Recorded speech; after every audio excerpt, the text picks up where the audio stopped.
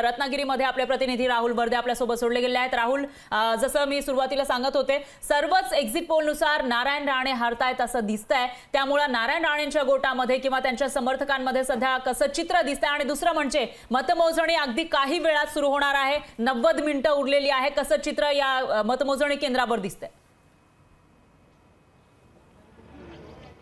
नक्कीच रत्नागिरी सिंधुदुर्ग लोकसभा मतदारसंघामध्ये high voltage अशी ही इलेक्शन झालेली आहे, कारण यामध्ये नारायण राणे विरुद्ध विनायक राऊत असा संघर्ष या ठिकाणी पाहायला मिळालेला आहे।